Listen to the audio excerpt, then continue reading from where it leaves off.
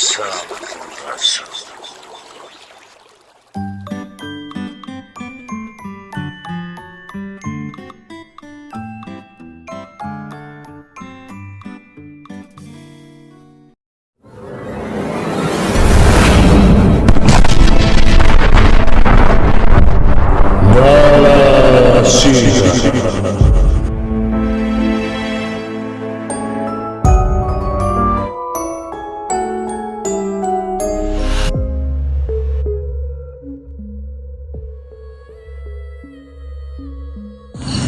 Assalamualaikum warahmatullahi wabarakatuh. Jumpa lagi bersama JTV Channel, ya tentunya masih dalam acara Nala Sirah, Napaktilas Situs Sejarah. Baik teman-teman, semoga kita semua selalu diberikan kesehatan walafiat sehingga kita dapat menjalankan aktivitas sedikit pun tanpa kekurangan apapun. Oke teman-teman, seperti biasa, tim dari Nala Sirah, Napaktilas Situs Sejarah, tentunya kita adalah mengunjungi ataupun mengeksplor tempat-tempat atau situs-situs yang tentunya mempunyai cerita, kisah-kisah sejarah di masa lalu. Baik itu merupakan kisah sejarah, baik secara turun-temurun, ataupun merupakan kisah tersebut cerita yang berupa misteri, ataukah memang atau cerita tersebut memang berdasarkan informasi dan data yang jelas. Nah, seperti itulah memang kalau kita mengunjungi atau menelusuri mengenai catatan sejarah itu sendiri, karena memang kalau kita mencoba mengulas perihal kejadian-kejadian masa lalu ataupun cerita-cerita di masa lalu, tentunya banyak sekali pendapat-pendapat, banyak sekali multi tafsir, tapi itu bukan menjadi halangan buat kita, karena tujuan kita adalah bagaimana kita untuk mengenang, kita untuk mengingatkan bahwasannya jangan sampai sejarah itu bisa hilang. Karena dengan sejarah tidak hilang, tentunya kita akan selalu mengingat perjuangan-perjuangan orang terdahulu dalam melakukan hal kegiatan apapun itu. Nah, termasuk yang akan kita kunjungi adalah sebuah tempat ataupun merupakan sebuah petilasan yang berdasarkan informasi beliau adalah merupakan kaitannya dengan kerajaan Pajajaran itu sendiri. Nah, lokasinya di mana? Yaitu lokasinya masih lokasi berdekatan di kawasan Rancamaya, tepatnya di Desa Bitung Sari, Kecamatan Ciawi. Ya, lokasi ini tidak jauh dengan Rancamaya. Ya, sama kita ketahui bahwasanya dahulunya di Rancamaya ada sebuah bukit yang bernama Bukit Badigo, yang tentunya tahu sendiri kan bagaimana kisahnya. Dan tidak jauh dari situ ternyata terdapat sebuah makam yang ternyata makam ini adalah memiliki cerita yang begitu sangat misteri hingga sampai saat ini. Dan bagaimana kisahnya, tentunya kita akan menelusuri lebih jauh dan lebih dalam lagi bagaimana informasinya dan kisahnya tokoh tersebut, dan seperti apa sih bentuknya, dan apa perjuangannya, dan apa perannya pada masa lalu, sehingga tempatnya atau makamnya hingga sampai saat ini masih terus terjaga dan terlestari dan terawat sampai banyak orang-orang yang mengunjungi. Dan informasi ini memang kita dapat melalui masukan dari luaran yang memberikan masukan kepada kita untuk mengeksplor dan untuk mengulas mengenai makam tersebut. Nah, seperti itulah bagaimana kita pentingnya informasi-informasi kepada teman-teman semua yang memiliki informasi, baik tempat itu bersejarah, makam, atau apapun itu bisa disampaikan melalui DM di akun Instagram kita, yaitu JTV Channel, atau melalui kolom komentar di setiap video kami. Ya, sebelum menuju ke sana, saya ingatkan kepada teman-teman semua untuk selalu mensupport channel kita, tentunya itu dengan cara subscribe, like, share, dan komen. Ya, tentunya dengan dukungan dari teman-teman semua itu sangat membantu kami untuk lebih mengembangkan channel kami untuk semakin lebih berkembang dan sehingga bisa memberikan informasi-informasi yang lebih menarik lagi kepada teman-teman semua, khususnya informasi mengenai catatan sejarah di masa lalu yang bisa bermanfaat untuk bagi kita ataupun generasi yang akan datang. Oke, kita tidak usah menunggu lama-lama, kita akan segera menuju ke lokasi di sebuah makam di kawasan Desa Bitung Sari, Kecamatan Ciawi, Bogor. Mari kita segera menuju ke sana.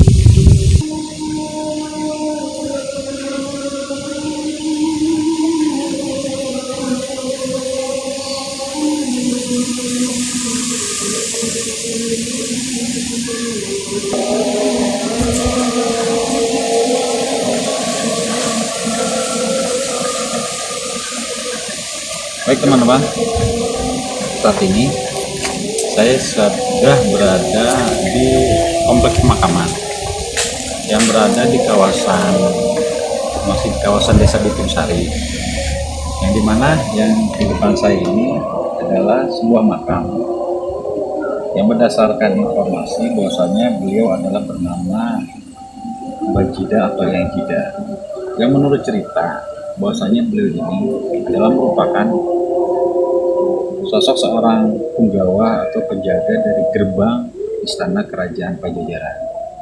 Jadi memang kita menuju ke sini ini karena kita memang mendapatkan sebuah informasi bahwasanya terdapat sebuah makam yang masih keterkaitan dengan kerajaan Pajajaran, yaitu di sebuah kawasan Desa Bitung Sari, komplek pemakaman yang dimana disebut pemakaman Tanah Merah di kawasan Desa Bitung Sari. Dan memang di kawasan ini, pemakaman ini kita memasuki memang daerahnya itu tanahnya tanah merah yang memang sangat jelas sekali dari tekstur tanahnya. Dan cirinya itu adalah sebuah makam yang sudah tertata dengan rapi, dilapisi oleh keramik berwarna putih yang besar. Dan ketika kita menelusuri di kompleks pemakaman ini, dan kita menemukanlah sebuah makam ini, dan diyakini bahwasanya ini memang merupakan makam yang tidak atau Bajida. Bahkan di misalnya sini agak masih terbaca sebuah tulisannya itu Bajida. Jadi memang kenapa ini adalah merupakan kemungkinan keterkaitan dengan kerajaan Pajajaran, karena seperti tadi kita telah mengunjungi dan mengeksplor sebuah petilasan Eyang Surya Kencana yang masih di kawasan Desa Bitung Sari. Jadi sangat dimungkinkan sekali bahwasanya beliau ini adalah merupakan sosok tokoh pada saat zaman kerajaan terdahulu. Karena jika melihat dari segi lokasi Desa Bitung Sari ini posisinya tidak terlalu jauh dengan kawasan Bukit Badigul yang sekarang berlokasi menjadi daerah Rancamaya. Yang sama-sama diketahui bahwasanya Bukit Badigul adalah memang merupakan satu tempat yang sangat keramat pada zaman kerajaan Pajajaran yang seringkali dipergunakan oleh Sang Prabu Siliwangi untuk melakukan meditasi. Jadi tentunya dari setiap tempat, ketika ada satu tempat yang memang di situ terdapat sebuah peninggalan ataupun misalkan sebuah makam, sebuah tokoh sejarah, tentunya kawasan itu memiliki catatan sejarah yang penting di masa lalu. Ya, seperti yang kita lakukan saat ini adalah memang ketika kita mendapatkan informasi di sini adalah sebuah makam Mbah Jidah atau Yang Jidah ini yang keterkaitan dengan kerajaan Pajajaran, ya memang sangat dimungkinkan ya, karena lokasi ini pun tidak terlalu berjauhan dengan petilasan Eyang Surya Kencana yang berada di Desa Bitung Sari, dan lokasi ini pun tidak terlalu jauh dengan Bukit Badigul Rancamaya. Jadi sangat satu hal yang logis, sangat satu hal yang wajar ketika memang dimungkinkan bahwasanya diyakini beliau ini adalah memang merupakan sang punggawa dari kerajaan Pajajaran pada kala itu. Nah, dari sini kita tentunya ingin memperdalam dan ingin lebih mengetahui bahwasanya memang Bajida atau Yang Jida sendiri memang saat ini pun di kawasan Bitung Sari dan sekitarnya masih terdapat ada keturunan-keturunannya yang memang dari keturunan dari Yang Jida sendiri. Ya bahkan banyak informasi yang kami terima bahwasanya ada pun keturunan dari beliau yang saat ini memang masih ada. Dan informasi mengenai bahwasanya beliau adalah sang punggawa dari kerajaan Pajajaran itu merupakan informasi dari keturunannya yang saat ini memang ada di kawasan Bitung Sari ataupun kawasan sekitar sini.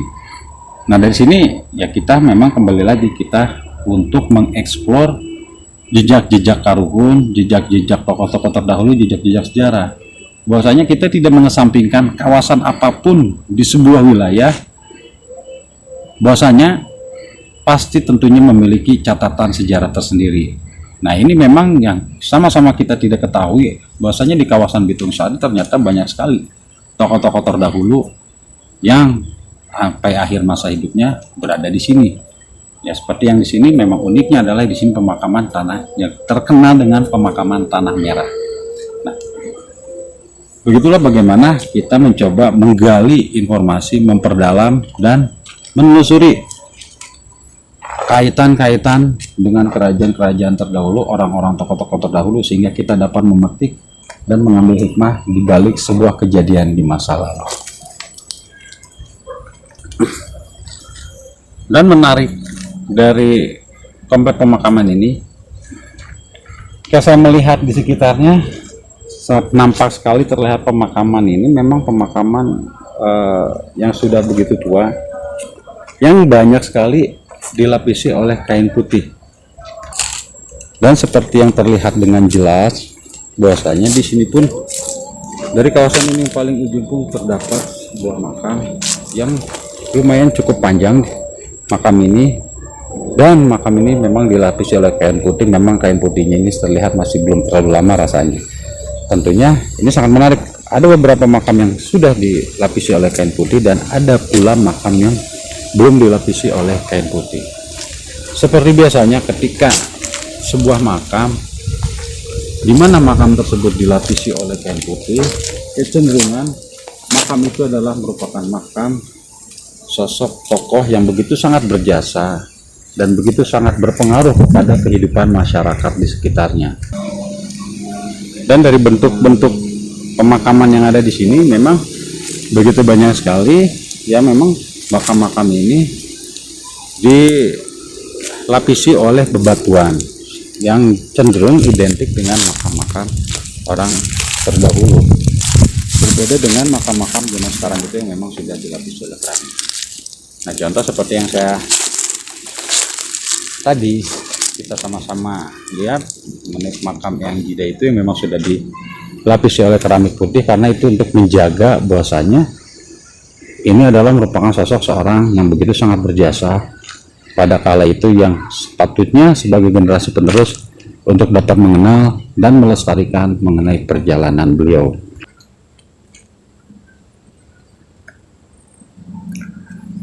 Dan dari beberapa makam yang ada di sini, itu terdapat beberapa makam yang dimana dibatasi oleh tembok yang seakan-akan mengesankan bahwasanya makam ini adalah memang bukan orang sembarangan. Memang kita belum bisa mengetahui secara pasti siapakah makam tersebut yang memang makamnya ini dibatasi oleh sebuah tembok. Jika lihat di sebelah kanan saya ini ada sebuah makam yang dibatasi oleh, mungkin saat ini kita sebutnya hebel, dan sebuah makam, dan itu sebelah sana itu. Dan bisa dilihat ini begitu sangat tua sekali kalau kita melihat dari bentuk batunya. Dan uniknya dari setiap sudut batunya ini ada 4 buah batu tegak. Ada 4 buah batu tegak. Nah, ini memang kita belum mendapatkan informasi mengenai siapakah sosok atau siapakah makam ini. Tapi ini kembali lagi merupakan ketika ada sebuah tempat atau sebuah makam yang terdapat sebuah batu tegak, nah itu adalah memang merupakan suatu ciri khas dari sebuah makam atau tempat peribadatan masyarakat Jawa Barat pada kala itu. Nah, kita melihat sini antar setiap pojoknya itu terdapat 4 buah batu tegak. Jika dilihat dari tekstur batunya, rasa-rasanya batu ini memang sudah begitu batu yang begitu sangat tua sekali, yang berada di 4 pojok yang berada di makam ini, yang dimana batu-batu tegak ini sangat jelas sekali, rasa-rasanya memang sudah sangat tua. Menarik memang kompleks pemakaman yang ada di sini. Semoga saja untuk kedepannya kita dapat mengetahui makam-makam yang ada di sini, apalagi makam-makam yang seperti yang dibatasi tembok atau yang di kain putih, kita bisa dapat mengetahui beliau-beliau ini adalah siapa, makam siapa, dan bagaimana peran dan pergerakannya pada masa lalu, sehingga dapat berdampak positif kepada kehidupan masyarakat di sekitarnya, sehingga hingga saat sekarang, sampai sekarang ini makamnya tetap terjaga dan begitu banyak sekali orang yang berdatangan untuk menziarahinya, untuk mendoakannya. Harapan kita tentunya ini tidak putus di sini saja, tentunya ada harapan sosialisasi informasi-informasi ke depannya untuk bisa lagi mendapatkan informasi-informasi yang lebih baik mengenai kemisterian, baik untuk makam-makam yang ada di sini ataupun makam-makam yang berada di wilayah lain yang hingga sampai saat ini belum diketahui mengenai asal-usulnya. Tentunya itu manfaatnya adalah untuk generasi yang akan datang, sehingga generasi yang akan datang bisa mengetahui informasi-informasi tersebut dan tidak menjadi sebuah misteri dan misteri yang tidak habis dimakan waktu.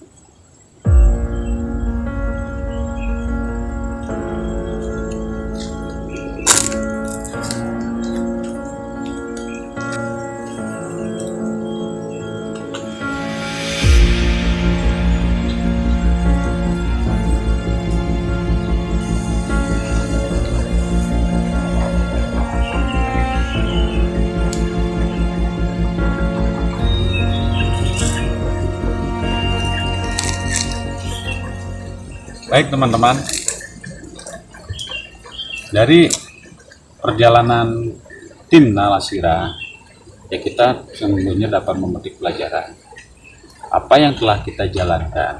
Jika itu memang sangat bermanfaat dan sangat baik, tentunya segala sesuatunya tidak akan lebur begitu saja, tetapi akan kekal, terkekang oleh waktu dan akan selalu dikenang dan akan menjadi abadi untuk generasi-generasi yang akan datang.